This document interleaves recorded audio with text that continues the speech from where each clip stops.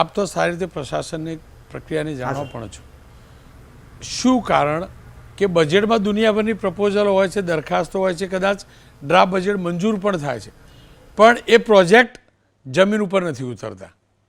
નમસ્કાર રોનકભાઈ, મેં આપની અને કિશોરભાઈ કાનાણી સાહેબની અને અતુલભાઈની પણ ચર્ચા સાંભળી.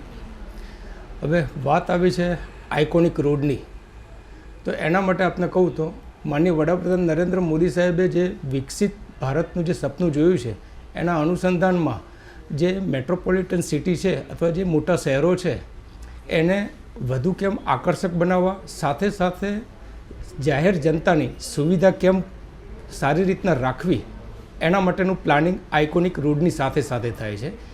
આપે જે કહ્યું અને કિશોરભાઈ અને અતુલભાઈએ કહ્યું એના જવાબના અનુસંધાનમાં આપને આઇકોનિક રોડમાં શું શું પ્રક્રિયા થાય છે એનું શોર્ટમાં ઉદાહરણ આપું.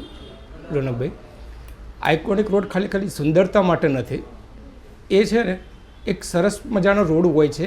એ એના માટે કે મેટ્રોપોલિટન સિટીને જોડતા હોય એવા સ્ટેટ હાઈવે કે પછી રિંગ રોડ કે નેશનલ હાઈવે જે સિટીને જોડતા હોય અને એન્ટ્રી પોઈન્ટથી એક્ઝિટ સુધી જતા હોય એવા રોડનું પ્લાનિંગ કરેલું છે.